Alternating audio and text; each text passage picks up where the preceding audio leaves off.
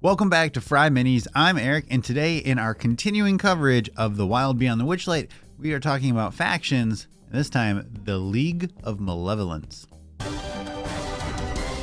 Alright, so if you're watching these videos as they're being published, sorry for the delay on this one. Our power for the whole neighborhood got knocked out, but we're back up at it. So, the League of Malevolence. These are the bad guys. So, Warduke, the 1980s, spooky, scary, evil people. It seems pretty fun. They're a faction, one of the three factions here in Witchlight.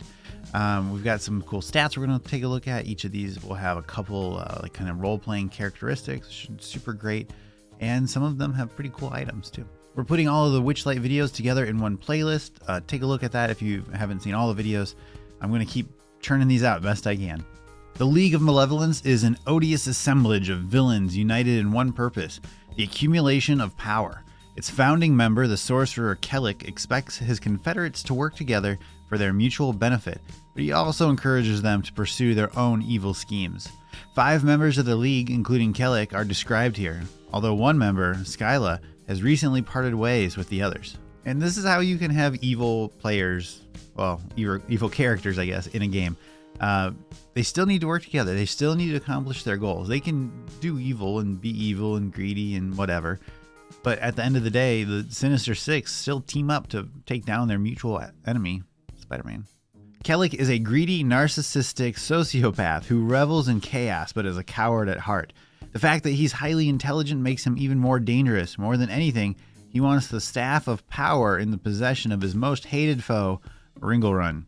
His alignment is chaotic evil. His personality trait is all who hear my name should tremble in fear. His ideal is kindness is just another word for weakness. Bond, I must have Ringelrun's staff. With it, the League of Malevolence will be unstoppable.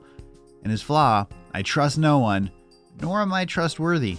A really interesting thing here is we have some combat notes, ideas on how to play these NPCs, or I guess you could play them as characters too. Combat notes. Kellic uses arcane defense to bolster his low armor class whenever possible, and his challenge rating is a reflection of the likelihood that he will use his fiery explosion as often as he can. If one or more of his allies gets caught in a blast, so be it. I love it when an NPC has magic items, so he's got bracers of defense and a staff of striking. But that fiery explosion ability is fun. I mean, it's basically a fireball. DC 14 dex save, 10d6 fire damage. Yeah, recharge 4, 5, and 6. So he's gonna have that up a lot. But I kind of feel bad for him. He's a sorcerer, but he's only got 17 charisma as a CR5. Skyla, who sometimes goes by the alias Charme, forged a warlock's pact with Baba Yaga. It is from this powerful archfey that Skyla draws her magic. Skyla is spiteful and treacherous, as likely to betray her allies as to help them. She talked Kellic into allowing her to serve as the primary liaison between the League of Malevolence and the Hourglass Coven, claiming her pact with Baba Yaga made her better suited for the role than anyone else. Endelyn Moongrave foresaw that Skyla's allies would turn on her one day and share this information with the Warlock. Skyla reacted to that news by distancing herself from the League, and now she works for Endelyn. Skyla is open to the idea of rejoining the League, but not while Kellic is in charge. She's chaotic evil with a personality trait of only a fool would turn their back on me. Power is what I crave, one can never have too much of it, is her ideal. Her bond is Baba Yaga is my patron, and she's taught me to be self-reliant. Nevertheless, I am beholden to stay on good terms with her vile spawn, the hags of the Hourglass Coven. And her flaw, I don't have a single friend that I can count on. Skyla is not an effective melee combatant. She is more dangerous when she can use her magic from a safe distance. She can also use her Fairy Fire spell to make her foes easier for her allies to hit. I really like that there's a little bit of play with her patron, who happens to be Baba Yaga. A lot of times a warlock is a warlock, and that's where they get their power. And there's not often a lot of interaction with that patron, and there doesn't have to be, but I like it when there is. Looking at her stat block is kind of rough. She doesn't have any kind of regular attacks, like not even a cantrip. I mean, she can hit something with her stick, and her spells are only once per day each. Did we forget to put Eldritch Blast or something in here? All right, up next, we have the one you've been waiting for, Warduke. Warduke's services as a remorseless killer for hire can easily be bought. The evil swordsman serves Kellic as a cohort and adventuring companion from time to time. He isn't terribly bright, which is why he leaves the plotting and scheming to others. What does Warduke look like under his dread helm? No one knows. He never removes his helmet to reveal his face to others, but the visage beneath it is that of a grim, hideously scarred gladiator. Warduke is chaotic evil, with the personality trait of I speak with the flames and razor-sharp edges of my sword. They beat words to hell. Ideal, I expect to be paid well for my handiwork. His bond is the League of Malevolence is a convenient arrangement until something better comes along. And his flaw is I would rather die than surrender. But Warduke's combat notes are one of the best things I've ever seen published in a book. Warduke likes to hit things with his sword. It's as simple as that. Sometimes that's just what you need. Looking at his stat block, the Dread Helm is a classic item for him with his glowing red eyes, and the Flame Tongue longsword is always fun. I get that the half plate is a carryover from his previous versions, but it's just funny to see what's basically a human fighter walking around in a half plate with a dexterity of 11. He might not sound like a lot, but if he can make 3 Flame Tongue longsword attacks in a turn, I can get you. Up next, we have an orc rogue named Zarek. Zarek is an assassin without honor or conscience. Unusually short of stature for someone of orcish heritage, he might pass for an ugly, beardless dwarf were it not for his rotting tusk and grayish pallor. The only thing he loves is money, and he wouldn't hesitate to stab his allies in the back if they came between him and the riches he covets. Zarek is chaotic evil, personality trait, I mince people, not words.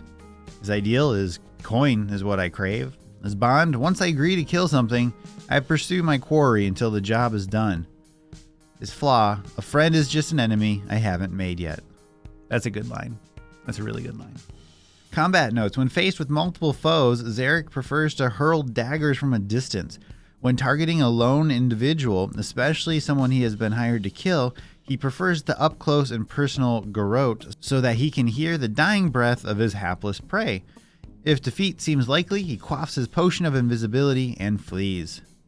I like that he has a potion of invisibility that he definitely wouldn't share with his allies.